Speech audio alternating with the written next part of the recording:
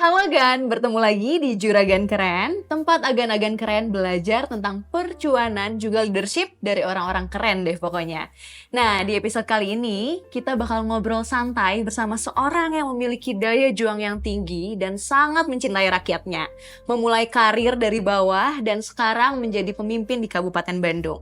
Bapak Dr. Haji Muhammad Dadang Supriyatna SIPMSI atau akrab dipanggil Kang DS ya Kang ya, Yes. betul. Kumaha damang Kang, sampurasun. Rapes. Terima kasih loh Kang, di tengah kesibukan Akang nih yang sampai malam kayak gini masih sibuk ya Kang, udah menyempatkan waktunya bisa ngobrol-ngobrol sama saya, sama teman-teman yang lain. Gimana Kang? Memang suka ngopi ya Kang ya? Iya, dari pagi soalnya sibuk dari Jakarta, belum ngopi, jadi saya enak kopi nih. Enak kopi pedas. Kegiatan hari ini ngapain aja nih Kang? Dari Jakarta, dari malam Selasa. Kebetulan tadi menerima P1 KWK dari partai pengusung ya. Insyaallah kita berangkat lagi. Masya Allah. Hari Selasa malam Rabunya harlah PKB yang ke-26. Oh, Dan kemarin dengan PAN, tadi dengan Demokrat.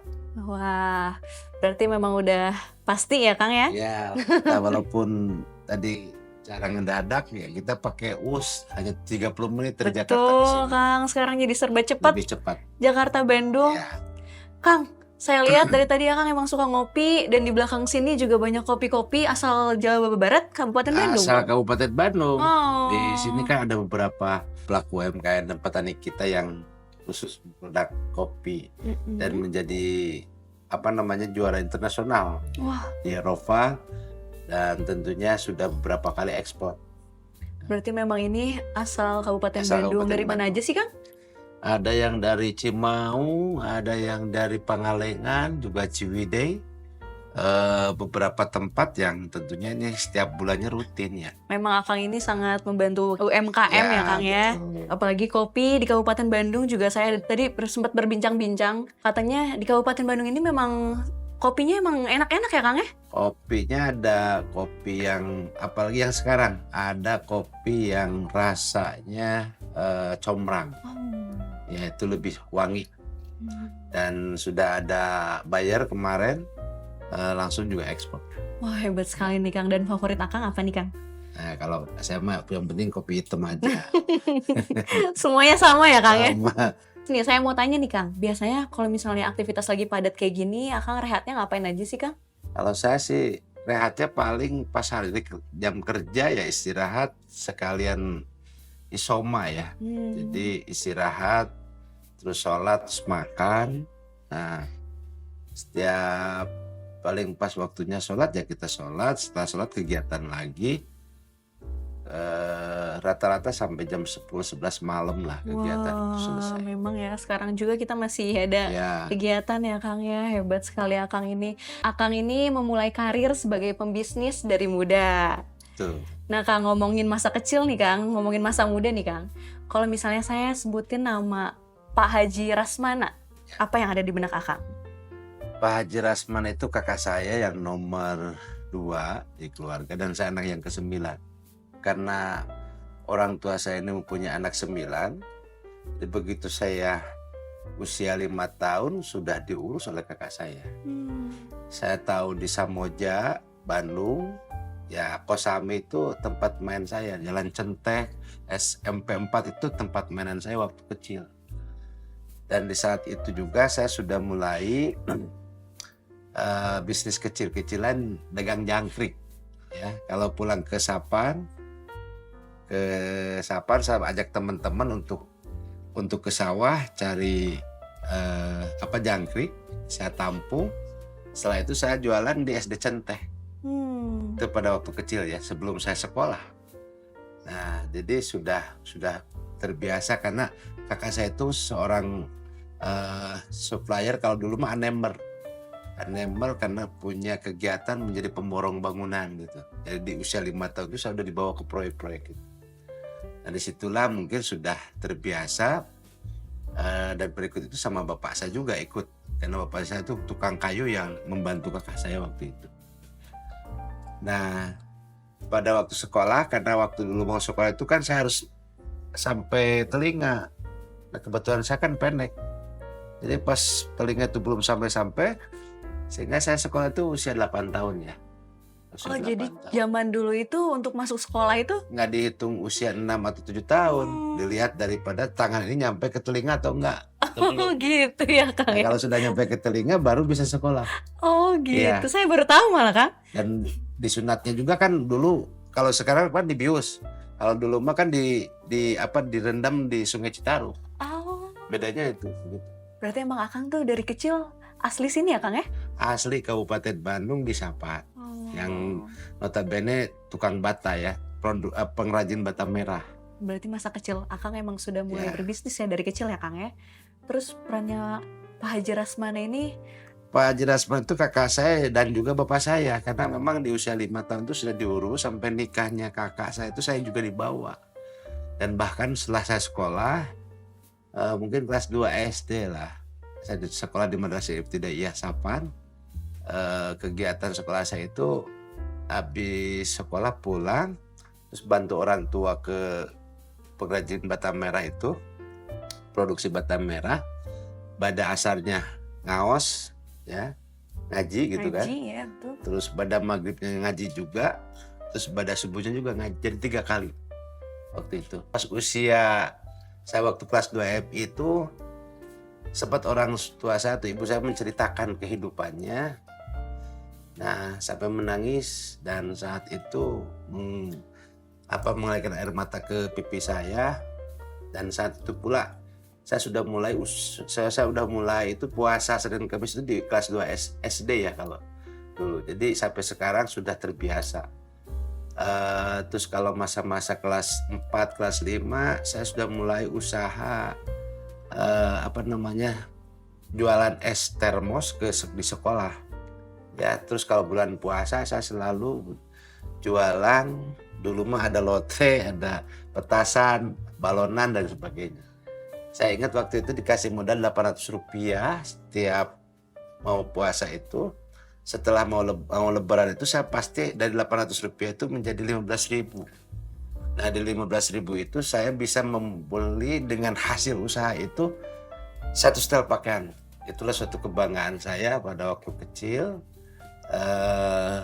Dan kegiatan itu rutin setiap bulan puasa. Nah, begitu SMP saya sudah mengurus bata ya, orang tua saya juga, dan saya masih diam di rumahnya kakak saya Pak Haji Rasmana itu. Setelah SMA saya sekolah ke SMA, karena saya tidak betah di SMA, akhirnya saya minta pindah ke STM.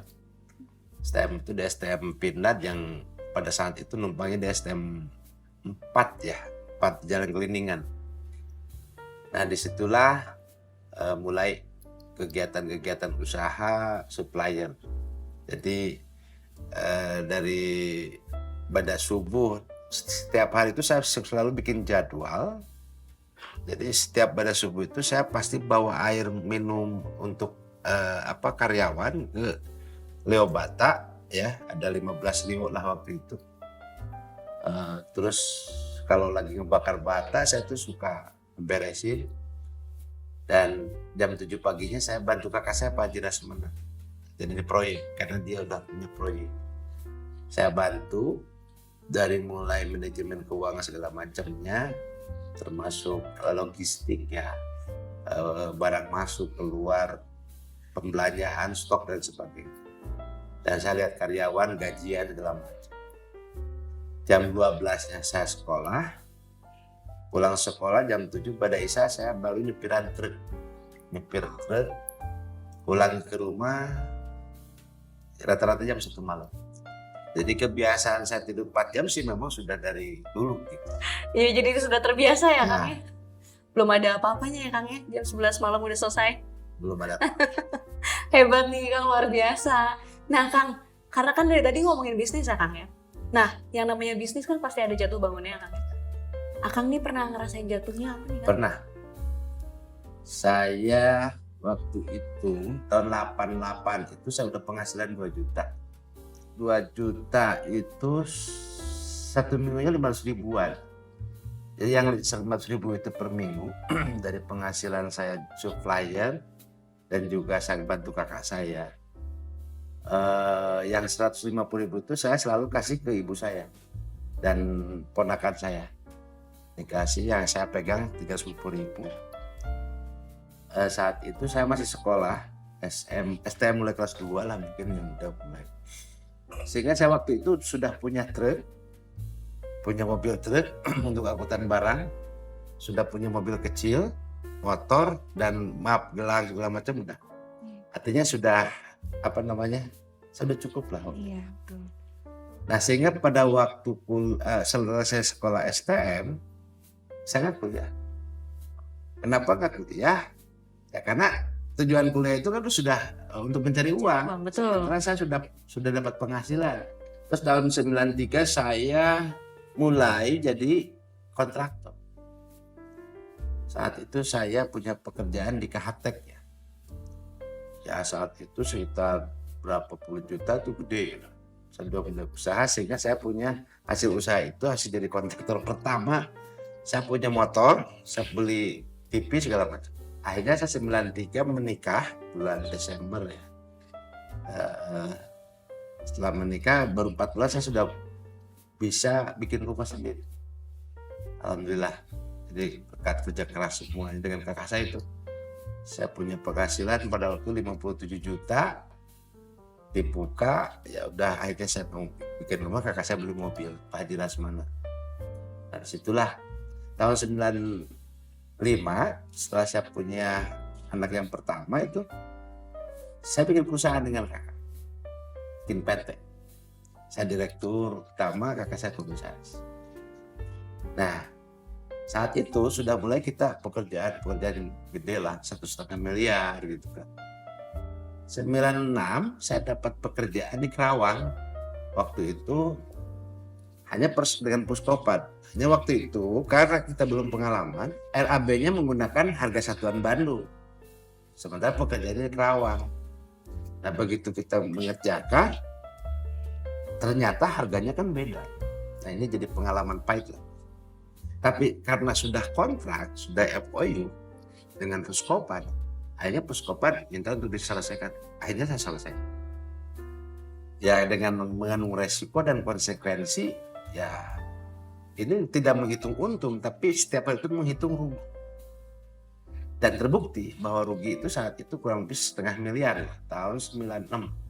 Wah. Nah dengan kerugian 96,5 miliar itu, ya akhirnya mobil saya jual lagi, tanah saya jual lagi, tapi rumah nggak dijual. Akhirnya saya jalan kaki lagi.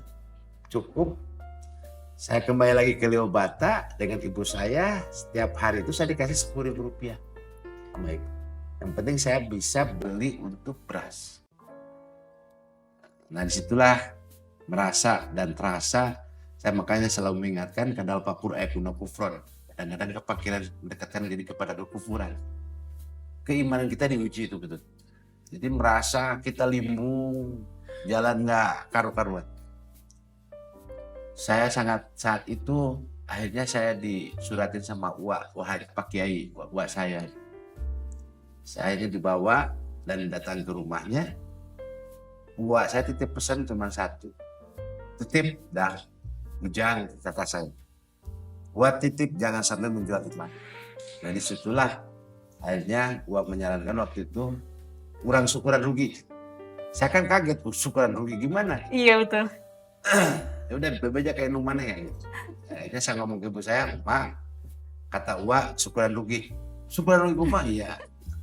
Terus ya udah ke jual bata 5.000 ingat. Jual bata besoknya langsung syukur. Disitulah saya kurang lebih 3 bulan mengalami jomplang dan kehidupan yang tidak jelas. Dalam konteks labil ujian. Dan saya yakin dan percaya saat itu bulan puasa, saya terawih itu nggak biasa pada Isya, tapi jam 12 malam. Jadi saya pengen yang namanya Lailatul Qadar Lailatul Qadar itu ada dan supaya saya ngalamin. Artinya keterangan itu ada dari segala macam saya ngalamin. Disitulah saya selalu setiap jam 12 malam mulai terawih, tahajud, hajat, witir segala. Saya dalam kondisi belum stabil, tiba-tiba pas malam 21, 22, 23 lilikuran lebar. Saya dapat telepon waktu itu dengan kanit. Nah, saya yakin begitu telepon ke rumah, saya langsung angkat telepon dan proyek naon itu di Gatot Subroto. Saya bilang langsung, saya yakin. Berapa miliar nih? 1,5 M. Oh ya dah, kapan? Besok. Pas bulan puasa itu, pas mau akhir mau lebaran. Saya yakin atas doa saya. Saya yakin waktu itu. Akhirnya saya besoknya berangkat pakai angkot, langsung mampir ke Ciwastra ke kakak saya Kang Haji Rasmana itu almarhum. Saya pinjam mobil, dikasih pinjamlah mobil, ya kan? Perosa saat itu, dan saya minta uang, dikasihlah Rp10.000 karena bensin waktu itu Rp500 per liter. Nah, saya udahlah sudah 10.000 dan beli bensin 10 liter. Akhirnya saya ke Gatot Subroto. Yang sekarang itu Trans Studio, dulu Bandung Supermall. Oh iya. Itu BSM itu saya dari basement, retaining wall, lantai 1, lantai 2, lift lobby utama itu saya. Tahun 98 saya dipanggil oleh kakak saya, tokoh masyarakat minta saya jadi kepala desa. Disitulah mulainya ya Kang ya, masuk ke dunia. Saya nanya, kakak saya nanya, siap nggak jadi kepala desa? Saya bilang gini, gimana kalau menang?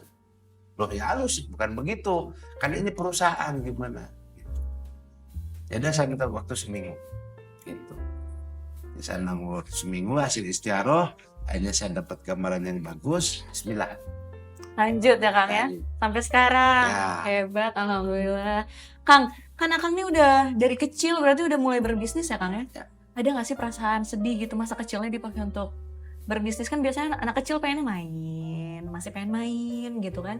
Tapi Akang sendiri udah mulai berbisnis dari kecil berarti kan Kang? Ya karena tadi keberangkatan cerita orang tua saya yang tentunya saya harus mengangkat harkat derajat orang tua. Artinya kita memang jarang main. Ya mungkin jujur aja waktu saya sekolah itu saya jarang main. Jadi malam minggu juga saya nggak kemana-mana. Artinya malam minggu itu saya itu ngumpulin supir sama kenek ya gajian. Setiap hari Sabtu kan gaji. Jadi waktu sekolah STM itu saya nyaris tidak pernah main kemana-kemana. Jadi fokus untuk ngurus bantu orang tua dan keluarga. Gitu. Nah Kang, kan sekarang banyak nih anak-anak muda yang pengen jadi entrepreneur. Sebenarnya tips dari Akang nih Kang, atau enggak pelajaran apa sih Kang yang harus dimiliki oleh entrepreneur muda? Keuletan, kalau pendapat saya sih, kalau usia dari 20-an itu mencoba beberapa kegiatan usaha sih boleh-boleh aja. Mana yang kira-kira sesuai dengan kemampuan dirinya. Karena tidak semua pekerjaan ini bisa. Tetapi saat ini kan beda dengan dulu. Kalau zaman saya itu betul-betul merangkak dari nol kecil sampai bisa membuktikan dan melakukan perubahan. Tapi saat ini dengan era globalisasi, saya kira tinggal kemauan. Jadi kalau pendapat saya, kalau ada yang nganggur, punten, saya beranggapan bahwa itu tidak ada kemauan. Karena kalau berpendapat saya tuh rumus nganggur itu tidak ada. Saya yang ngarang. Apa yang tidak jadi uang bisa, tinggal kemauan dan keuletan. Betul. Kang nih Kang, Akang nih udah sukses. Bisa dibilang udah sukses kan ya Kang saat itu. Apa nih yang bikin Akang akhirnya mau terjun ke dunia politik? Karena dulu waktu sebenarnya saya udah fokus di perusahaan sih ya, sudah jadi direktur utama. Tapi karena kebutuhan masyarakat saat itu saya sempat jadi ketua RT dulu. Karang Taruna juga di desa. Organisasi itu saya dari tahun 89. Saya kalau kejadian banjir segala macam saya selalu bantu dengan pakai seragam saya Pemuda Pancasila itu ke lapangan. Jadi berbakti untuk negerinya sudah saya tumbuhkan waktu itu. Terjun ke politik itu karena tadi diminta oleh kakak saya. Sebenarnya saya itu senangnya jadi pengusaha ya. Karena jadi pengusaha itu kan saya rasakan dan saya nikmatin lah. Nah, begitu terjun di dunia politik. Terus saya terpilih jadi kepala desa tahun 98, pasca reformasi saat itu. Akhirnya saya butuh ilmu, jujur saja. Akhirnya saya kuliah. Jadi kuliah itu saya setelah jadi kepala desa karena kebutuhan. Nah akhirnya saya kuliah lagi di UNLA, itu ngambil jurusan ilmu politik, ilmu pemerintahan, langsung selesai 2003. Nah disitulah saya mulai lagi peningkatan sumber daya manusia. Tapi usaha yang tahun pertama saya tidak usaha. Karena saya kan janji ngurus masyarakat. Setelah setahun ternyata karyawan saya 500 orang ini berhenti. Ya kan, berhenti karena leadernya kan saya. Iya. Akhirnya diminta lagi saya untuk terjun ke proyek. Pekerjaan lagi. Akhirnya saya kumpulin RT RW minta izin. Saya akan ngantor di desa jam 7 sampai jam 12 siang. Dari jam 12 siang saya mau usaha. Kalau saya janji waktu itu, kalau saya dapat keuntungan dari proyek ini, maka saya akan bikinkan GOR atau ngerenovasi desa. Saya ingat waktu itu dapat keuntungan di Pulau Intan ya, di Colokan Jeruk 35 juta. Nah, begitu saya dapat, saya kumpul lagi RT RW, ini saya dapat keuntungan. Kan dulu nggak ada uang miliaran, boro-boro. Kita cari sendiri. Sekarang setelah Pak Jokowi jadi presiden, miliaran di desa dulu nggak ada. Akhirnya saya setiap tahun itu menghibahkan 1 M kepada masyarakat hasil usaha itu. Saya bikin kantor sendiri, RT RW, guru ngaji semua saya kasih insentif setiap tahun dari hasil usaha. Jadi setelah jadi kepala desa, saya kuliah, saya kegiatan sosial, ada rezeki saya kasih, termasuk suka ngasih kain kapan setiap tahun itu kan karena kondisi saat itu masyarakat butuh. Kenapa ada guru ngaji sekarang insentif guru ngaji? Ya tadi karena saya pernah memberikan insentif guru ngaji, tetapi dalam kesehatannya belum terjamin. Ini ada asbabun nuzulnya, pengalaman itu lah.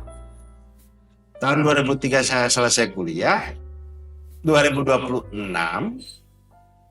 saya mencalonkan lagi yang kedua periode. Dan saya nadar waktu itu, kalau saya terpilih lagi, saya kuliah S2. Gitu. Ya, akhirnya saya terpilih dan saya kuliah S2.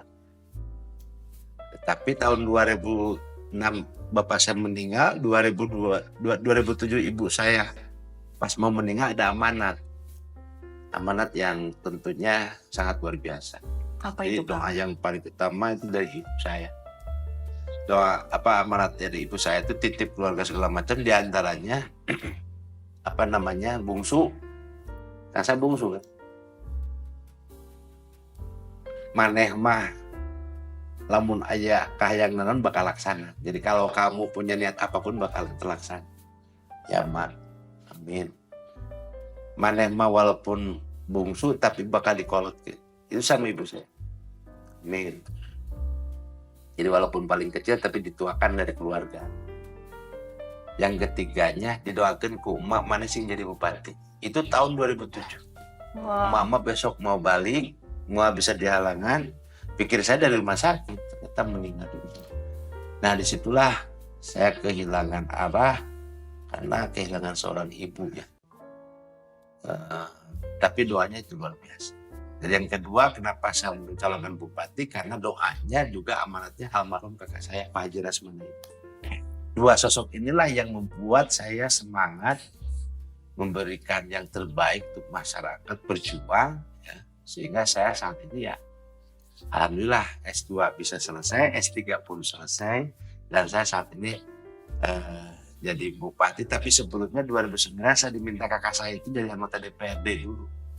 Sebelum dua periode tamat, baru 2 tahun yang keduanya itu saya suruh nyalon anggota DPRD. Nah, yang pertama saya terpilih, kakak saya jadi kades.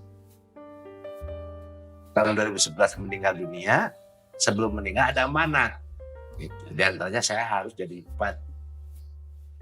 Saya nggak jawab waktu itu karena saya tidak punya uang kan. Kakak saya nanya lagi gimana jawab. Akhirnya saya menyebutkan insya Allah. Seminggu kemudian meninggal dunia 2011. Pilkades lagi, istri saya jadi kades. Saya udah jadi anggota DPRD kabupaten. Jadi saya jadi kades sampai 2017. Setelah itu 2009-2014 saya mencalonkan lagi anggota DPRD, terpilih lagi. 2019 saya mencalonkan anggota DPR provinsi. 2020 saya mencalonkan bupati. Jadi waktu S3 itu, jadi akhirnya saya cuti di Pileg, cuti juga di nyalon bupati 2 tahun setengah.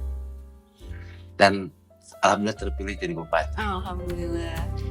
Setelah menjabat sebagai Bupati Kabupaten Bandung, Kang DS mendapat ujian yang sangat berat, salah satunya wabah COVID-19. Melalui kebijakan ekonomi mikro yang dipelajarinya semasa kuliah, Kang DS berhasil mempertahankan inflasi melalui sejumlah program, seperti mempermudah perizinan dan memberikan insentif kepada RT dan RW. Dengan slogan bedas, bangkit, edukatif, dinamis, agamis, dan sejahtera, Kang DS perlahan bisa membuat Kabupaten Bandung menjadi salah satu kabupaten berprestasi. Selama kurun waktu 2021 sampai 2024, Kabupaten Bandung sudah mendapat 313 penghargaan. Berikut program sukses dari Dadang Supriyatna dari tahun 2021 hingga 2024. 5 RSUD di Kabupaten Bandung, pinjaman tanpa bunga dan tanpa agunan untuk UMKM, memberikan insentif untuk guru ngaji dan linmas, memberikan legalitas surat nomor induk usaha untuk pelaku UMKM, BPJS Kesehatan dan Ketenagakerjaan untuk para petani dan guru ngaji. Nah Gan, itu tadi sukses story dari seorang pemimpin yang dicintai rakyat, Kang DS yang siap menjadikan Bandung lebih bedas. Terima kasih untuk Kang DS karena sudah menjamu kita semua di sini. Semoga bisa lanjut ya Kang ya untuk ngobrol-ngobrol di lain waktu. Jangan lupa untuk berikan like dan komentar kamu di bawah video ini dan subscribe channel Antv Official. Sampai jumpa di episode Juragan Keren selanjutnya. Sampai jumpa.